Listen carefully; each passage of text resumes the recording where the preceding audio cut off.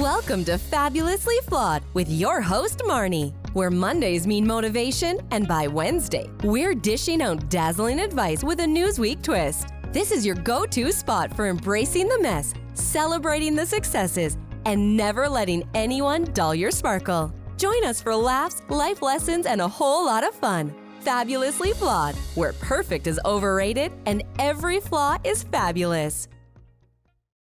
Hey everybody, welcome to Fabulously Flawed, and I am beyond honored to have my guest, Dr. Julie Radlauer, who I have known since I'm 11 years old, who is Collectively Us is your thing, who is changing the narrative on mental health.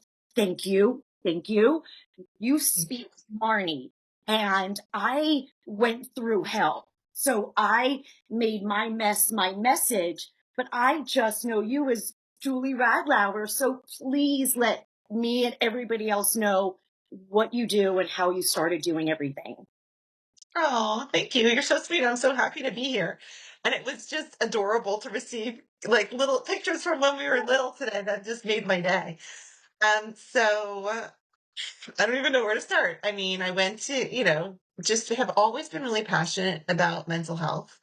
When I went to school, I thought I wanted to be a doctor, and I kind of went through all of those motions. And then I was like, I don't want to do this. I'm just really passionate about children and families and communicating with people. And so I ended up getting my master's degree, and I was working in mental health space for a while as a therapist and a case manager. And then I was the director of children's programs at a community mental health center. I was just got a little bit like frustrated that the systems that we work within, um, you know, they help people and support families and individuals when they're going through challenging times. Then, we graduate them from services or discharge and they go out into the real world. And then 6 months later, right back into needing the help again. And I thought something that we're doing is not right. So And I'm sorry, but what I love is that we're still trying to talk about mental health without people being, oh, stigma. So when you started this, there was like no talk about mental health at all. So you're like the OG here. I know. I definitely have been talking about it for a long time. Before it was like, something that everybody was comfortable talking about. Because I've been doing this for like 30 years. But I went back to school and I wanted to learn more. And so I studied public health, which really focuses on prevention. And that just spoke to me in terms of, people are struggling, but how do we get ahead of the problem? Like, how do we go upstream and try to figure out how we can stop them from struggling so much with their mental health? And so I've spent a lot of time focusing on that. I've done some research studies and talked to people from around the country and said, like, is our system working for you? Do mental health services work for you? And resoundingly, people say no. It's not every now and again you find somebody who found a fantastic therapist or they participated in some kind of treatment like EMDR that really, Right. changed their life. And so it's not an either or, it's really both and. But, I've landed in this space where it's kind of an all hands on deck approach and we all need to work together to solve our mental health challenges. I love that because you're so compassionate. My whole family at one time, back up until 2021, four of us at one time had to pay out of pocket because it's like privileged. And I was going through my divorce and everything. Nobody with my family, we all stopped going except me. But at the end, she's like, I cannot be your doctor anymore. You have a $3,000 balance. And I said, but doctor, whatever, like that wasn't me. My husband paid for it. Well, sorry, best of luck to you. And I'm like, over 7 years, you've had four of us out of pocket. And you're throwing me to the wind. I ended up in the emergency room because I didn't have a doctor. And then the one I found said, nope, not that medication. So it's just, you're on your own. You're like thrown to the fire and you're on your own. And for me, genetically and circumstance, I've had mental health issues. I've been mentally unstable my whole life, basically. And my way of coping is like dark humor, but I have been I didn't find out I had anything till I was 47. So it was just a lifetime of thinking I was crazy, lazy, stupid. No awareness. Right. No I'm awareness. so, yeah, I'm so sorry that was your experience. Oh, no, that's the light of my experience. This is one day in my life. Okay. So I am 16 years old. My mother says, okay, time to get your nose done. And we're going to put a chin implant in. Okay. Thank God we did this back in 1986 because it made my profile perfect. So I'm done with my surgery. Now my mother starts crack cocaine. Huge drug addiction. We were living in Aventura. Wait, I think your dad lived in the building, the Hamptons. Did you live there at one time in My God. Aventura? Yeah. Yep, I knew that. Okay, so I remember saying, "Hi, Dr. Radlauer," and we're living there. My mother's now smoking crack. I am in 10th grade, and we get thrown out of our apartment. Went back up. While she's back on crack, she had said, "You know what, Dr. Radlauer, redo her nose just a little itty bitty because I just want it even more perfect." So your dad is doing my surgery. I am now done. They were trying to get in touch with my mother to have her sign some sort of waiver, but she was passed out from crack in Jaffe's parking lot. And Mm. had your dad not known us or whatever, it was like, okay, he was very, I guess, comforting knowing the situation. And his wonderful secretary, who did everything for him, she was like very, very heartbroken for me that my mother, what are you doing here? It was so, that was just one time. So after that, my second nose, then we were thrown out, and then I had nowhere to go and lived with someone who beat the crap out of me. And that's why I wrote my book. Oh Yes. no, I am a soap opera. I'm still ongoing. I'm a trilogy. But that's why I tell people don't give up, because there's people like you who care, that are compassionate, that want to end the stigma. Because like you preach, don't compare. My journey is not your journey. Like your Dr. Julie Radlauer, that's badass. I'm Marni Goldman. Our stories are different, but we're all Also different. badass. Right? Yeah. But people are so, look, they want to believe the worst about them, and nobody's been in the gutter worse than I. And I feel like I am this human testament. Like I was supposed to go through 54 years basically of hell to let people know it's okay. And like I'm so grateful that you're sharing your story. I mean, that's important. It's empowering for you to be able to talk about it, but it's also really, really helpful for other people to hear. You go through difficult times. Everybody has their own coping mechanisms about how to get through those difficult times. And with support, you can get there, you know, and yeah, it's a journey. it is a journey. And I was watching your TED Talks. And I'm like, you go, girl. Like, that is just fascinating. And at first, I guess we speak mental health. So when people get so weirded out by it, I'm like, but it's part of your head. It's the same. There's no difference. So I just think it's amazing that you got into this at such a time where, I mean, today people won't talk about it. Stigma, I'm fine. And I'm like, it's not personal failure. People think it Yeah. is. Do you find, what is there a specific age group or demographic that you notice, aside from everybody, that's truly suffering now? I'm really passionate about our youth. For me, I feel like, first of all, they're willing to talk about it more than the older generations are. So they're in a different space, in terms of that. And also, they have the ability to share it through social media and texting. So I think sometimes it makes it a little bit easier to communicate about difficult things when you're not face to face, eye to eye, verbal communication. And also, I believe that, because so many people are talking about it, we're fortunate right now that there's being funding allocated to it. People are paying attention to it, like what you were talking about with your insurance. Now many insurance companies are paying for mental health where they didn't pay for it in the past. Just this, like I was recently in Amsterdam, and in the Netherlands, they actually do like how we go to the dentist, Right. twice a year, or you go see, your primary care physician once a year. They do mental health checkups twice a year, and it's part of their insurance coverage. It's just like a prevention, like a checkup, That's why like I a have a lot of tune-up thing. happy and other Yeah, reasons, but that's a good another reason to go to Amsterdam. Wow. But it's crazy. yeah. People, like, it blows my mind that, I guess I throw myself in this, but how anybody doesn't say or notice triggers with children in a classroom, or or people hear bullying and don't know what to do. And it's been going on since man has existed.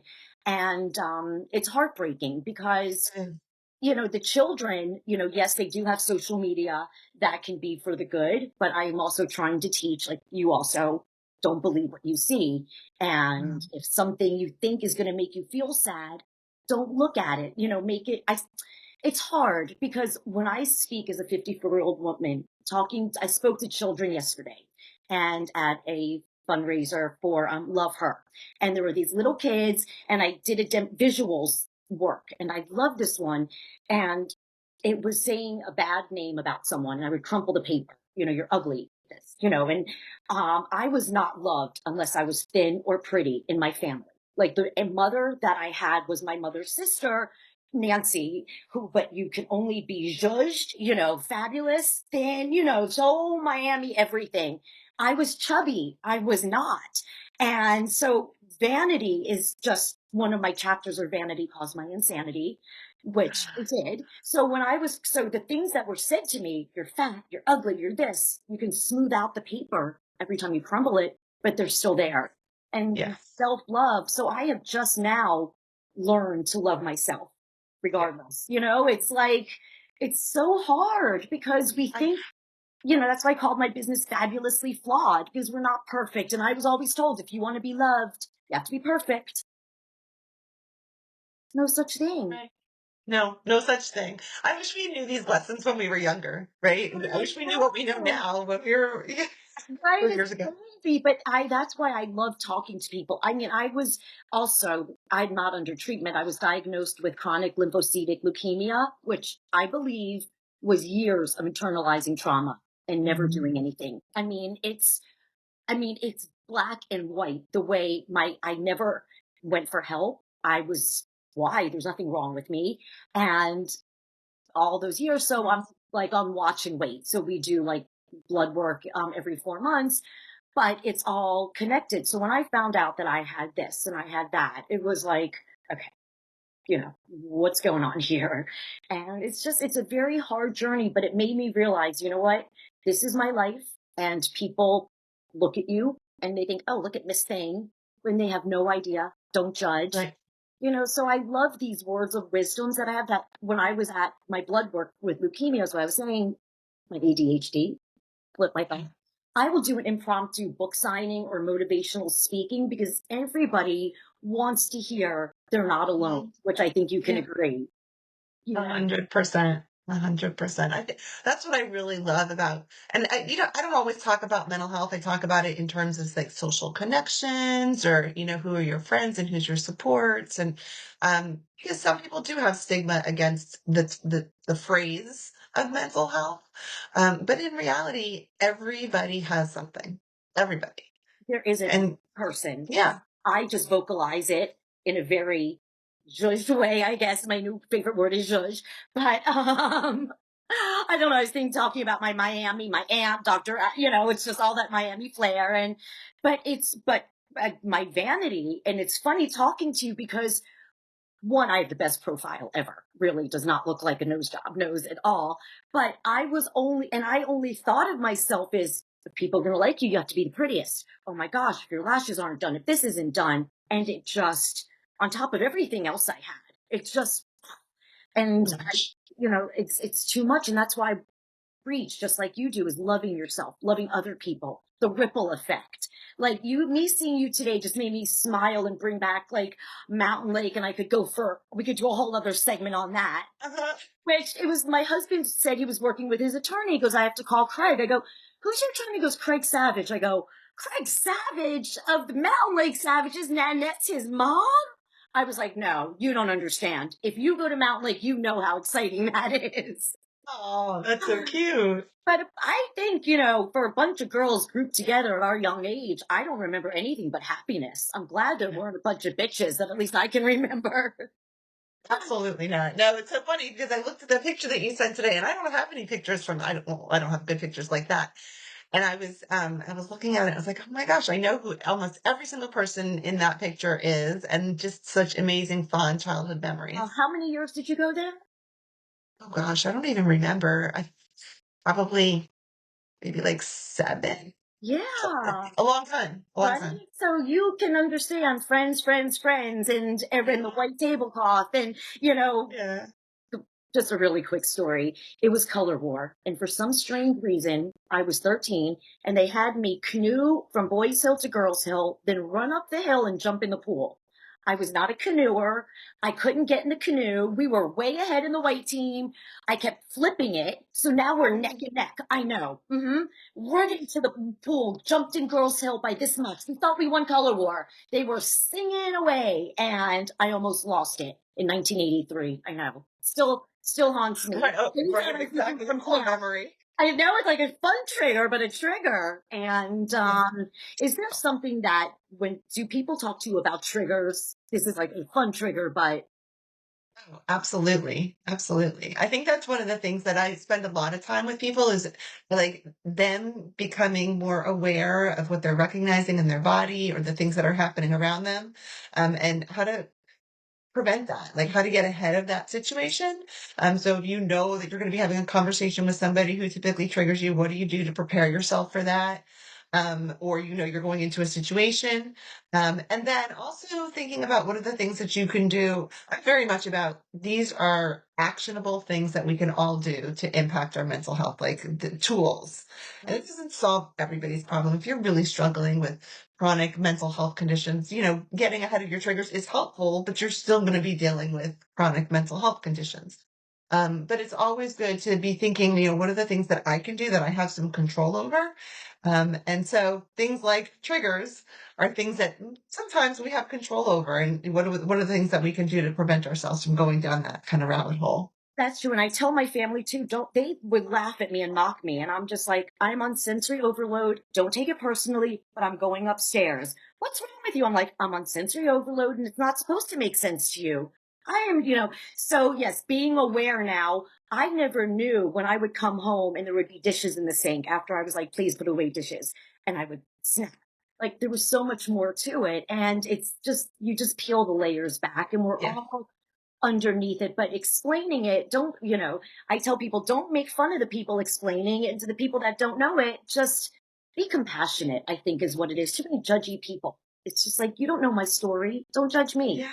I don't know you. Yeah, I think it's great that you're able to explain it. I mean, a lot of people can't explain it. They just lash out or, Yeah, storm off and they don't have the words to articulate it. So I think once you have the words to articulate it, you're there. You achieved, because you can just say, I need to take a minute and take exactly. care of yourself. Exactly. Awareness, which I think you can totally agree doesn't change a diagnosis or who we are, but like being aware. So I know being in a bright lit stadium with a lot of loud people doesn't work well for me. So rather than go and be miserable, I just know now I'm going to protect my peace and just do what makes me feel good because I would never know why I would be somewhere and I'd be like, what? I'm like, they'd be like, chill. I'm like, I don't know what came over me. Now I know, oh, the loud noises or the banging or whatever it might be. Right. And I just talk about mental health like the weather. Like it's like it's Tell me what you do. Like, help me understand what you do because I'm really excited.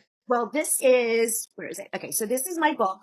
True to myself. I wrote my book back in 2000, like 2019, 2020, like those 6 months, because my entire life has been insufferable. I have had, I don't want to give away all my fun secrets, but the amount I've been abandoned, I have been beaten. I didn't know where I was going to live. I've been married. It just a whole cluster of events that happened. And I had breakdowns. And finally, I was like, I need to share my story here because one lady at my son's school, my son has special needs, and she looked at me. She goes, "We're all not perfect like you." I'm like, perfect. I've been in a fetal position crying on the floor for 5 months. So that's when I decided to tell my story. So I wrote my book and then COVID came and I'm rereading my book now. I'm re-traumatized, healing through everything.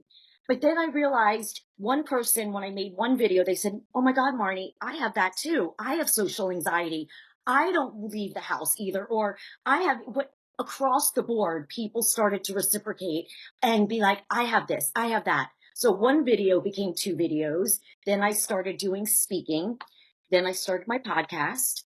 And then Newsweek, I am opinion piece writer for Newsweek on their What Should I Do sections or family and relationships. So I have just been studying Marni, my mental health for the past 5, 6 years and what just everything, how to handle something, how to handle people. And I'm a full circle resilient person. So I share it's just, I'm really proud of myself when I sit back now and I'm like, wait, Marnie, this is really cool. I mean, the things that I've accomplished, when people think they want to give up, I'm like, no, you're supposed to be knocked down because it's only putting you point back where you're supposed to be. Yeah, those are lessons.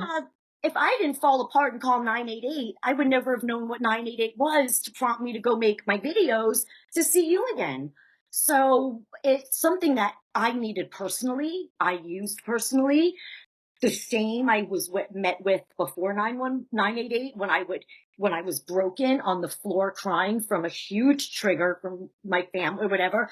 They were going to call the police. Look at you, you're an animal. I'm like, don't call the police. We don't need handcuffs. We need help. So when 988 launched, I was so honored to do an interview for Long Island TV saying, look, guys, 911 for the brain. This is so needed. So I used to be a talent agent and a casting director, and that was my whole world until because we were all ashamed of mental health. And now it's like, I'm the spokesperson, guys. It's okay not to be okay. And this is how I've just fallen into it. Like my on the job training of trauma life gave me my degree to the School of Hard Knocks, basically. Seriously, seriously. That's amazing that you feel so comfortable sharing your story. I wish more people would do that too. I know. It's like when I see people like even celebrities, whatever, but they're like, oh, I have anxiety. They're like, oh, we're so proud you're sharing anxiety. I'm like, oh, come on. There's so much more to it. I have this, and this. If I see my neighbor at the mailbox, I am coming home for the day or whatever. So I found my own peace. The second I stopped caring what people thought of me, because I know it's not me. Not Do me. you think that comes with age though? I feel like that comes with age. Yeah, it has to. I'm patting myself on the back like, great wisdom, Marnie, but 10 years ago, I wouldn't have said that. I've heard it before, like when you were younger and somebody said, oh, I'm turning 50, and all of a sudden I don't care what people think anymore. Right. And I was always like, oh, okay, good for you. Like I still care. And then all of a sudden it's like, I really don't care. It's, what I learned though? People, because I'm sure people are like, oh, she's cringe, she's this, but it's none of my business. So you could think what you want, but my ears don't want to hear it. And it took a lot of courage and vulnerability. I didn't want to share my book in Miami because everything took place in Miami and actual people, places, and situations. So I was up in New York and trying to do it everywhere. And then I was like, wait, I'm a Miami girl. My story took place in Miami. I'm going to bring it home and I'm going to tell this story. And I inspire. It doesn't matter who you are. You could be a young child or a grown man. It doesn't matter. My story just resonates. Gone through everything. But Absolutely. I'm alive. And so my dream is just to talk to people and make them feel, you're loved. You are amazing who you are. Stop comparing. And all of these things that I'm saying to you is just, I could go on and on and on. So I have a podcast because I do that. This is my life. It's just being mentally unstable has been amazing looking back at it today. But if I could spare anyone a few years of self-esteem and self-worth that to understand why bullies bully, it's easy again for 54 years old to tell, a little child, if someone's bullying you, like, go heal yourself. But Right. as much as I can do, and what I love the most what you do is I need to be who I needed when I was younger, which is a young girl who needed a Marnie, a Dr. Julie, or Dr. Radlauer, whatever. And I didn't have that. So I think I'm in such awe of what you do because you are what I needed when I was younger.